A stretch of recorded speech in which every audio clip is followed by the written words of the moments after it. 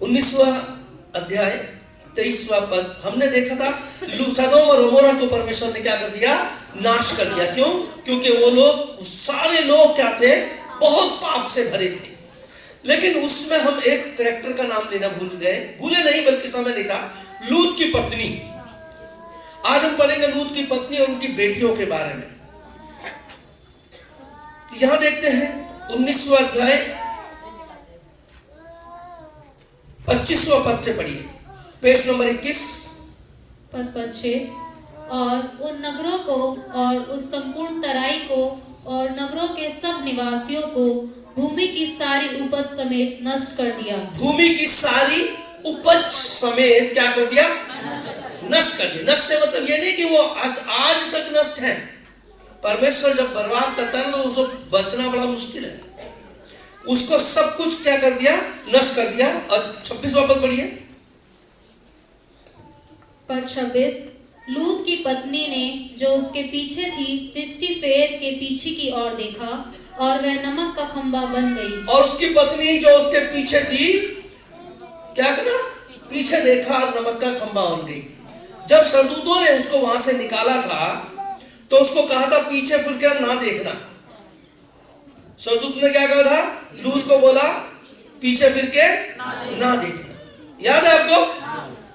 तो ये पीछे फिर के देखी, इतना सा काम था, सिर्फ पीछे मुड़ के देख लिया इसने, और क्या हो गई? नमक का खंबा। एक छोटी सी तो बात थी, इसको क्षमा नहीं किया जा सकता था।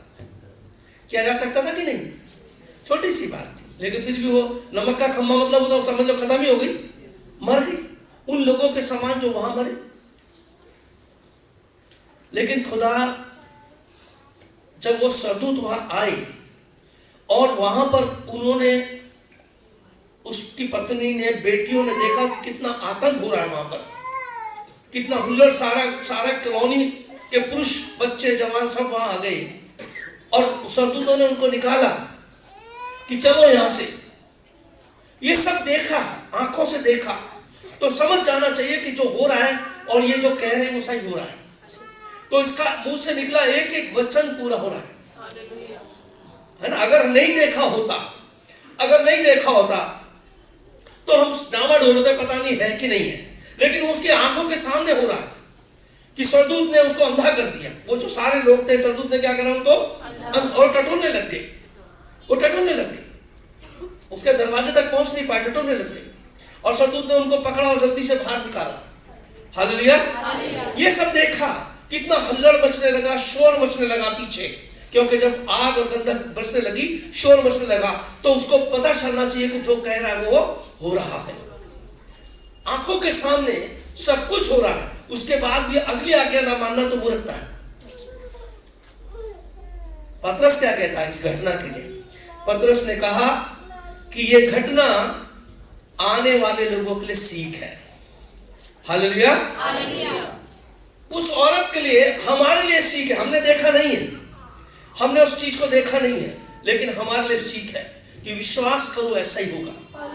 अभी मैं नेट पर देख रहा था, मैं 3-4 जगह देखा, उस जगह को जहां पर गंधक गिरी, जहां पर आग गिरी, उस जगह को देख रहा था। और वो वास्तव में वो जगह है। वो ये कहानियां नहीं है, कथाएं नहीं है, ये प्रवचन वाले कथाएं नहीं है। ये सच्ची बात है कि वो जगह है जहां पर सदोम और गमोरा था। और देखिए 26वें पद में लिखा है, लूत की पत्नी ने उसको पीछे मुड़ कर देखा और वह नमक का खंबा बन गया। हालेलुया। और 29वें पद में लिखा है, और ऐसा हुआ कि जब परमेश्वर ने उस तराई के नगरों को जिसमें लूत रहता था उलट पुलट करके क्या कर दिया? नष्ट कर, उलट पुलट कर दिया परमेश्वर ने, सब कुछ खराब। और अभी तक वो स्थान है। हालेलुया। खोज करिए वैज्ञानिकों ने, वो जगह है। और आपने खारा समुद्र सुना? डेड सी, खारा समुद्र, वो तो मानते हो ना, उसके पास ही है और कोई चीज उसमें पनपती नहीं है, कोई पनप ही नहीं सकती। अब सवाल मेरे पास ये आया कि प्रभु वो नमक का ही खंबा क्यों बनी? हालेलुया। और वही बनी और दूसरे लोग क्यों नहीं बने? ये सवाल मेरे पास है। बाकी देखेंगे आगे क्या हुआ। लेकिन नमक का खंबा क्यों बनी? व्यवस्था विवरण 29:3। और यह भी देखकर कि इसकी सब भूमि गंधक और लोन से भर गई है। कैसे भर गई? परमेश्वर ने स्वर्ग से क्या गिराया था? आसमान से आग और गंधक। और एक चीज का जिक्र नहीं है, वो है नमक, जिसे लोन लिखा गया है। हालेलुया। एक चीज और थी, क्या था? नमक। अब ये नमक क्यों गिराया? गंधक समझ आता है, गंधक पोटाश डालते हैं आप लोग, है ना? पटाखे, आजकल बच्चे पटाखे उसी से बजाते हैं, लोहे में डाल पटाख पटाख करते हैं, उसमें बहुत जल्दी बहुत ज्यादा ब्लास्ट होता है, धमाका बहुत ज्यादा होता है उसके अंदर, एकदम जलने वाला होता है। उसको परमेश्वर ने उसकी बारिश करी और साथ में क्या करा? आग। अब आग उसको पकड़ लेगी तो क्या होगा? समझ रहे हैं आप? समझ लो कि गंधक की गोलियों की बारिश हो रही है, ऐसा समझ लो। बारिश की बूंदे तो गोली होती है ना, गोल कही है, लंबी कही है, पर होती जुड़ी हुई है। वो बारिश हो रही है, साथ में आग आ रही है। अब वो आग उस गोलियों को करेगी, टच करेगी तो क्या होगा?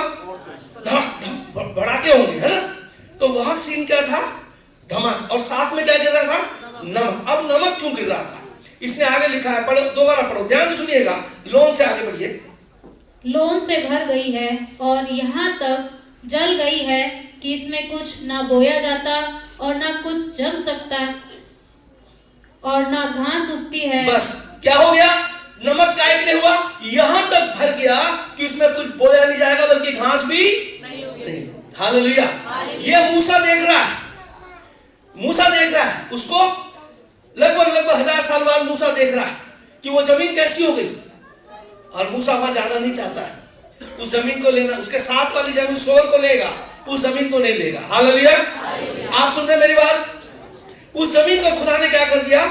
बिल्कुल नष्ट कर दिया। उसमें कुछ आज भी नहीं बोया जाता, क्योंकि उसमें क्या खासियत थी? वो नमक गिरा था। ठीक है, तो ये इसकी पत्नी नमक क्यों बनी? क्योंकि नमक आसमान से गिरा था। और क्या गिरा था? आग और गंधक। ठीक है, तो अब गंधक की गोलियां, बारिश, आग का बटाका। तो अब सवाल यह कि इसकी पत्नी जा रही है ऐसे करके, ठीक है, पत्नी जा रही है, इसने पीछे देखा तो क्या बन गई? नमक का खंभा। लेटा हुआ नहीं, खंभा मतलब खड़ा होता है ना। तो बाकी लोग वहां खड़े नहीं होंगे क्या? कई लोग खड़े भी होंगे वहां, क्योंकि सुबह का समय, जब वो गंधक गिरी तो सुबह का समय था, तो वहां कई लोग खड़े नहीं होंगे, कई खंभे होने चाहिए। हालेलुया। क्योंकि जिस जगह पे तो बहुत सारे, क्योंकि बड़ा नगर था, बहुत सारे खंभे थे, होने चाहिए, पर वो खंभे एक ही क्यों रहा? ये वाला क्यों रहा? हालेलुया। वहां भी नमक गिरा, वहां भी कुछ लोग खड़े, कुछ लोग बैठे, कुछ लोग लेटे थे, उन पे भी नमक आया, लेकिन क्योंकि वो पोटाश का ब्लास्ट हो रहा था, समझ रहे आप, धमाके हो रहे थे, इसलिए सब कुछ क्या हो गया? उलट पुलट हो गया। समझ गए? तो खंबा नमक का टिक, कोई भी खंबा, कोई भी बॉडी वहां पे टिक नहीं पाए, क्योंकि ये वहां से निकले और ये सोर तक पहुंच गए। हालेलुया। ये कहां पहुंच गए? सोर तक। और जो ही लिखा है, जो ही लूत सोर में पहुंचा, वहां पर क्या हो गया? आकाश से गंधक और आग गिरनी शुरू हो। लेकिन इसकी पत्नी सोर में नहीं गिरी। परमेश्वर सोर को नाश करना चाहता था। परमेश्वर क्या करना चाहता था? सोर को क्या करना चाहता? नाश करना चाहता। इसमें लिखा है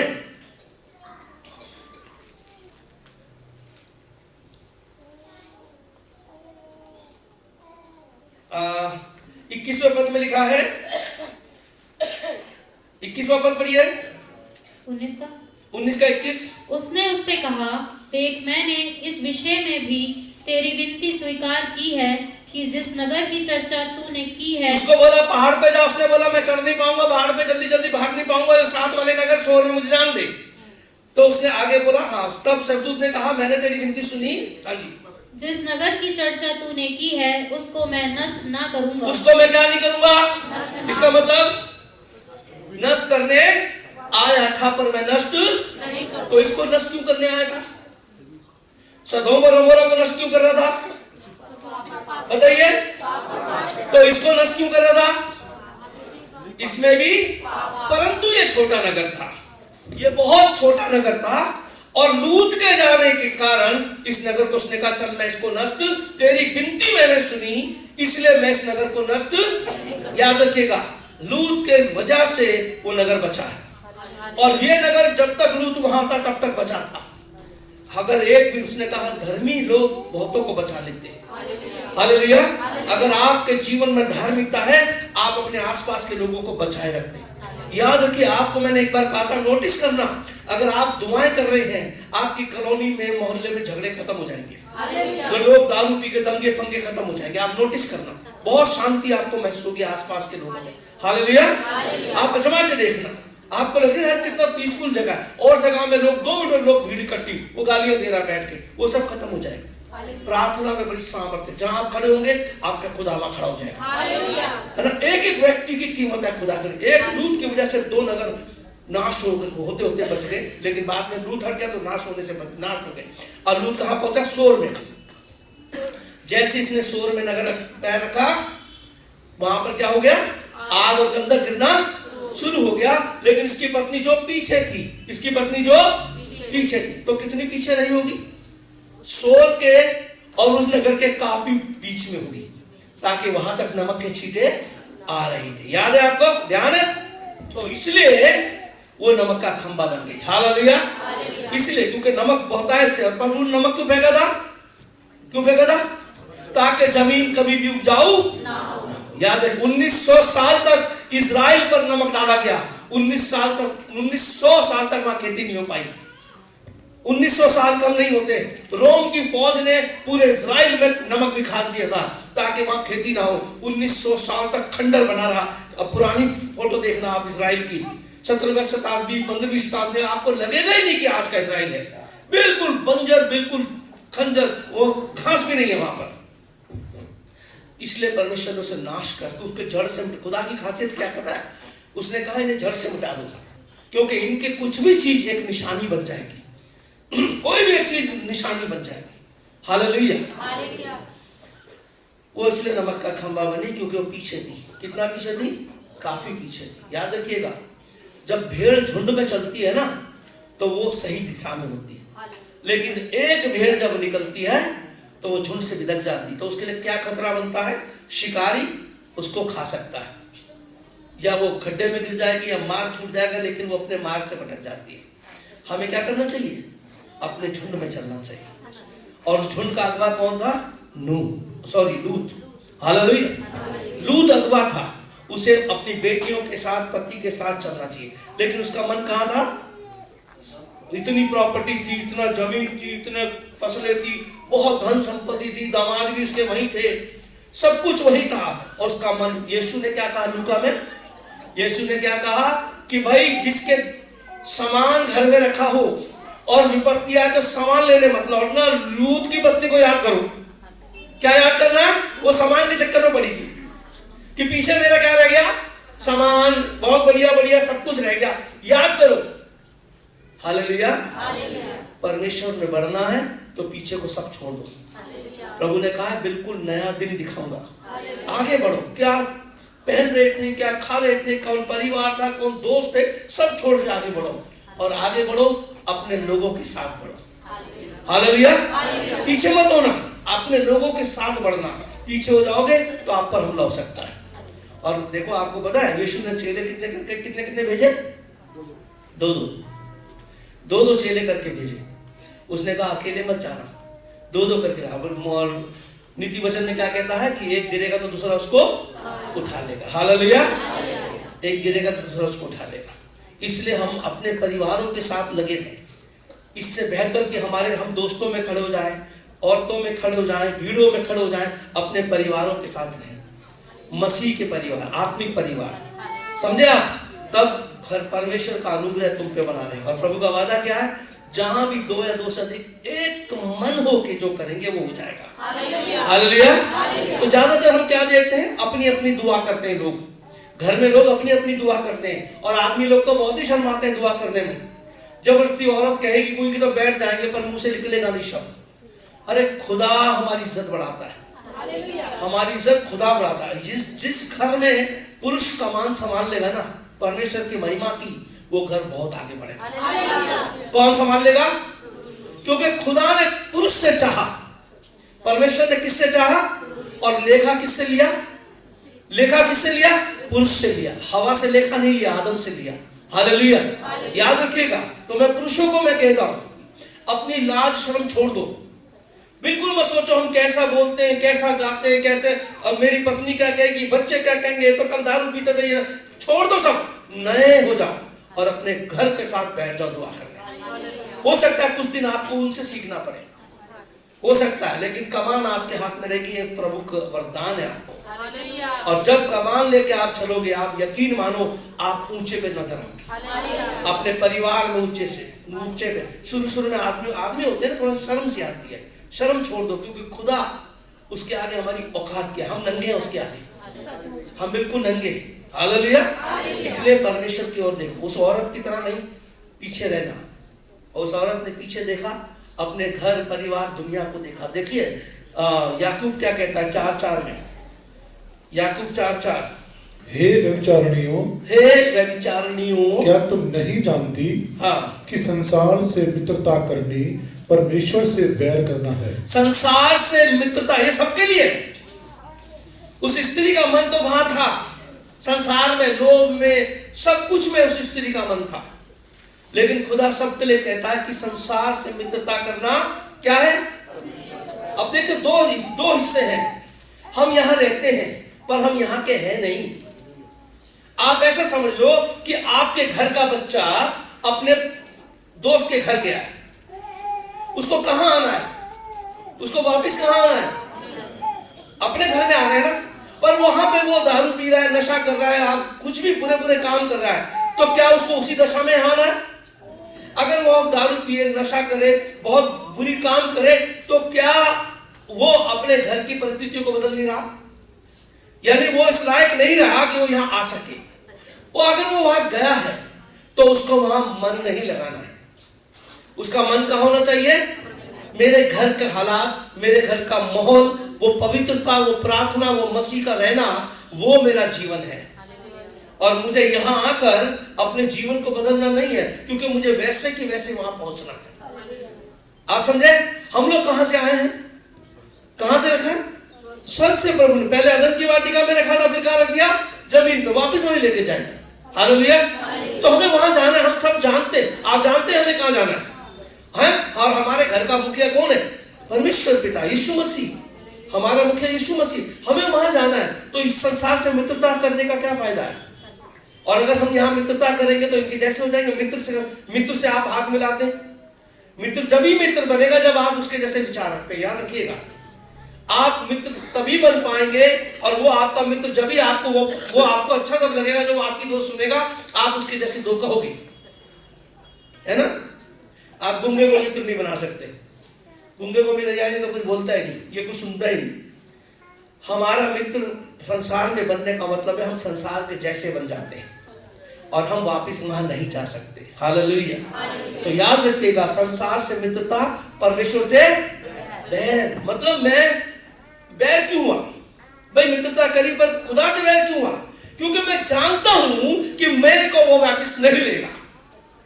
मैं जानता हूं कि मैं इस दशा में उसके पास नहीं जा सकता, और मैं जान के ऐसा कर रहा हूं। तो सीधी सी बात है कि मैं उससे बैर कर रहा हूं। हालेलुया। और इस औरत के मन में क्या था? लूत की पत्नी, इसका मन कहां था? शरीर लूत के साथ था, अपने परिवार के साथ था, लेकिन मन कहां था? ऐसे लोगों की दुआएं सुनी जाएंगी। हालेलुया। लूत प्रार्थना, पतरस कहता है लूत धर्मी था, पतरस कहता है लूत धर्मी था। हालांकि ऐसा दिखता नहीं है बाइबल में, क्योंकि उसका मन भी भोग विलास नहीं कहूंगा, लेकिन वो संसार में घुल मिल था। उसने वो जगह चुनी जहां कारोबार अच्छा चलेगा, जो सेटल गया हुआ देश, वो अच्छा बसा हुआ नगर, वो जगह चुनी। और वो जानता था कि यहाँ के लोग बहुत बुरे हैं, वो जानता, फिर भी वो वहां से गया नहीं, वो वहां से जो जगह छोड़ के गया नहीं, वो वही रहा। वो प्रार्थना करता होगा, वो परमेश्वर से दुआ करता होगा, लेकिन रहा कहां? उन लोगों के बीच में। हालेलुया। ये सबसे बड़ी समस्या है उन लोगों। उसकी पत्नी का तो मन वहां लग गया, तो लूत अपनी पत्नी बच्चों को लेकर बैठता होगा दुआ में, वो भी बैठते होंगे, लेकिन मन कहां है? हालेलुया। याद रखिए, हम सब अपने मन को देखें। जब हम प्रार्थना में बैठते हैं, हमारा मन कहां है? 2 मिनट में मन भाग जाता है दुआ में से। हालेलुया। 2 मिनट दुआ करेंगे, एकदम मन निकल जाएगा, और उसके बाद हम खो जाते हैं, कहां से आए। अभी दोस्त बाहर खड़े बुला रहे हैं, ये करना है, उसमें मन लगा रहता है, खुदा में मन नहीं होता। हालेलुया। उसकी पत्नी का मन भार। हमारा भी जीवन ऐसा है, प्रार्थना हम कर रहे हैं लेकिन मन भार है, और इसी कारण से हम लूत के समान बच नहीं पा रहे।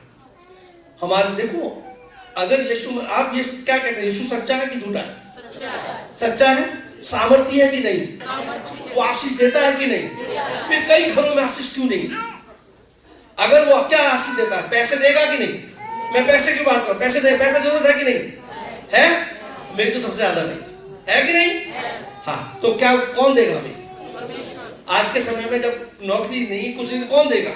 अभी शहनाज बता रही थी कि जब सालगिरह थी तो 5,000 रुपये कुछ बता रही थी। 11 पंसुइया मिला था। है? 11 पंसुइया।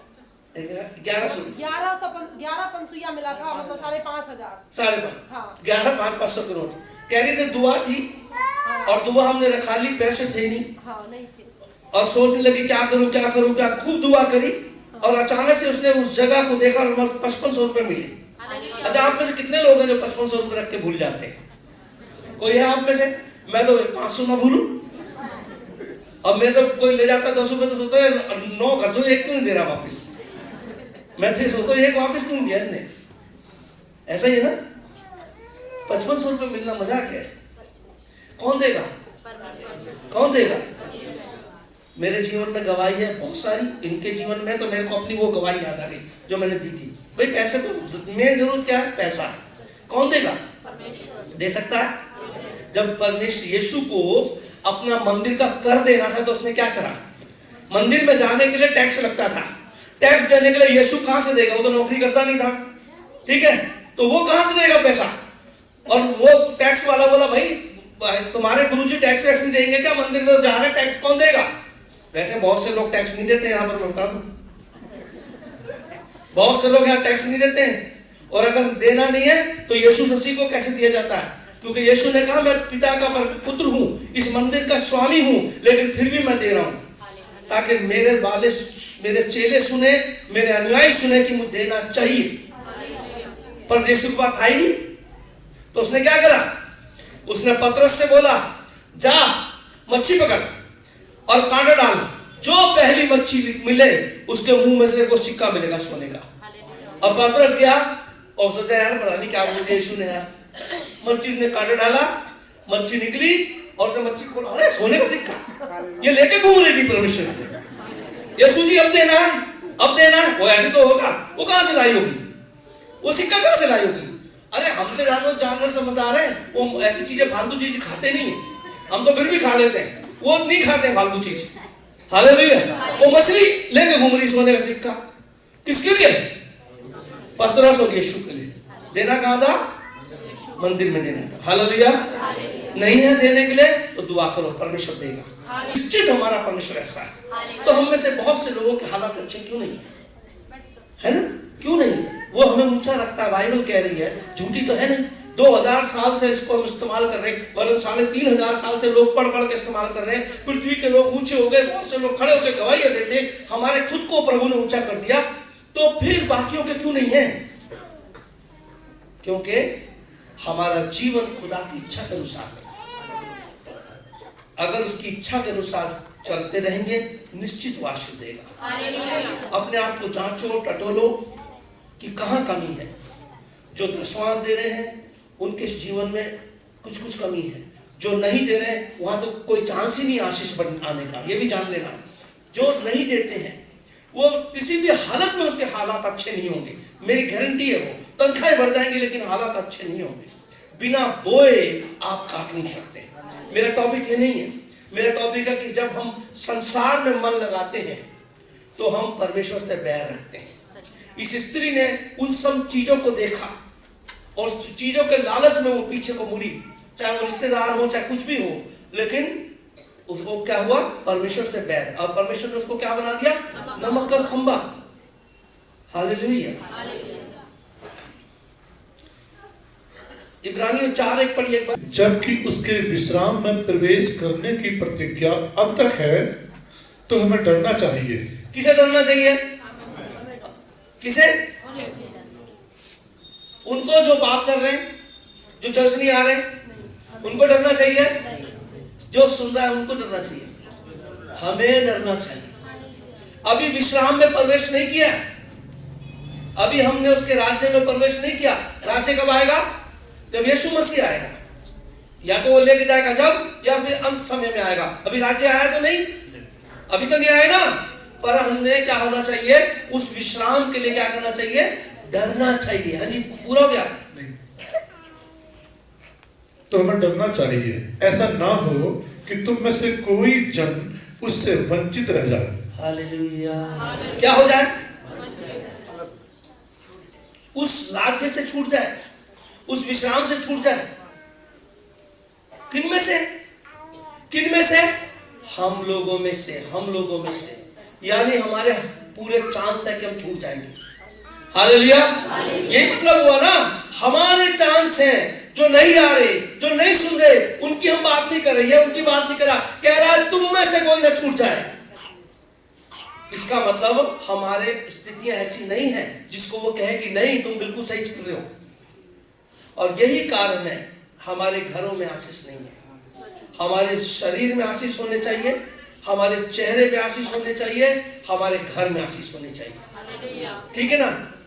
हम शरीर से फिट हो और आर्थिक स्थिति में मजबूत हो, हमारे हालात अच्छे होने चाहिए कि नहीं? मैं एक से पूछा, एक भाई से मैंने पूछा कि भाई तुम किसी भी देवता की आराधना क्यों करते हो? कह रहा सुख शांति रहे। वो कहता सुख शांति रहे। मैं तो सुख शांति कैसे रहती है? मैंने बोला सुख शांति कैसे होती है? बोला पैसा वैसा रहता है, सुख शांति रहती है। तो मैंने कहा इसका मतलब जिसके पास पैसा है उसको तो प्रार्थना करने की जरूरत ही नहीं है, क्योंकि उसके पास पैसा है तो सुख शांति है। वो चुप हो गया भाई। उसको भी नहीं पता कि हम आराधना करते क्यों है, लेकिन दिमाग में एक बात है कि धन संपत्ति के लिए और उससे सुख शांति आती, उसके लिए हम आराधना करते हैं। ये उसका सोचना है। हम लोग आराधना करते हैं स्वर्ग जाने के लिए, लेकिन यहाँ भी हमें सब चाहिए। हालेलुया। और जो सब चाहिए वो हमें कौन दे सकता है? यीशु मसीह। अब इस स्त्री ने पीछे देखा, ये किसके पीछे कौन सी चीज देख रही थी? संसार की चीज। हालेलुया। जो धन परमेश्वर देता है उसमें दुख नहीं होता, याद रखिएगा। वो आपसे कोई छीन भी नहीं सकता। मैं धन की बात कर रहा हूं, पैसे की। मैं अब आत्मिक आशीषों की बात नहीं कर रहा, वो तो है ही है, उसको तो कोई आपसे ले नहीं सकता। लेकिन जो धन भी खुदा देगा उसको भी, उसमें भी आशीष होगी, उसको भी आप ये कोई लूट नहीं लेगा, कोई आपका फालतू में मिसयूज नहीं होगा उसका। और आपका धन जब खुदा देगा, आपका मन उस धन पे नहीं होगा, ये बात याद रखिए। हालेलुया। जो आप खुद कमाएंगे। अभी लूत ने क्या करा था? दसवांश नहीं दिया था। हालेलुया। याद है आपको? अब्राहम ने दसवांश दिया था। अब्राहम ने कभी भी अपने धन को देखा नहीं, उसने कभी परवाह नहीं करी। लेकिन लूत की पत्नी अपनी सब चीज की परवाह कर रही है और सब कुछ छिन गया। लूत का एक एक पैसा छिन गया, उसके कपड़े लत्ते सब छिन गए, सब कुछ चला गया। हालेलुया। जो धन खुदा देगा उसको आपसे कोई ले नहीं सकता, और जो खुदा देता है तो आपका मन धन पे कभी नहीं होता। क्यों नहीं होता हमारा धन पे मन जब हमें परमेश्वर देता है? क्यों नहीं होता? इसलिए नहीं होता क्योंकि हम उस हालात में से खुदा को देते हैं जब हमारे हाथ खाली हो चुके हैं। समझे आप? जब आप देते हैं आपके हाथ खाली होते हैं। अगर आप सोचते हैं मेरे हाथ में हमेशा कुछ रहे, तो आप नहीं देंगे। आप नहीं देंगे, नहीं देंगे तो उसे बचाएंगे, और बचाएंगे तो आपका ध्यान इस मुट्ठी पे होगा कि मैंने बचा रखा। लेकिन जब आप दे देंगे तो आपके पास कोई बचाने की या रक्षा करने की कोई चीज नहीं है। अब जब खुदा उसको देगा, समय समय पर देगा, तो आपका मन कभी उस धन पे नहीं रहेगा। धन तो होगा पर मन नहीं होगा, परवाह नहीं होगी। मैं आपको दावे से कहता हूं कि ऐसे बहुत से लोग हैं जिनके पास पैसा है पर परवाह नहीं है। अरे परमेश्वर है यार, उसका मन आज भी खुदा पर है। हालेलुया। उसका प्रभु यीशु ने कहा है ना कि जहां तुम्हारा धन होगा वहां तुम्हारा मन होगा। हालेलुया। पर जिसको परमेश्वर ने दिया, वो परमेश्वर देता उस समय है जब इंसान देना सीख जाता है। और जब देना सीख जाता है तो उसका खुदा से ऐसा रिश्ता बनता है कि उसे पता है कि जब चाहिए तब आ जाएगा। कोई उसे पता है मेरे को यार जितना चाहिए जब चाहिए कोई आ जाएगा। हालेलुया। परमेश्वर ऐसा ही है। अपना मन संसारी वस्तु पे मत लगाना, क्योंकि ये क्या है? बैर है। और अभी भी समय है परमेश्वर मौका देता है कि वंचित नहीं रहना।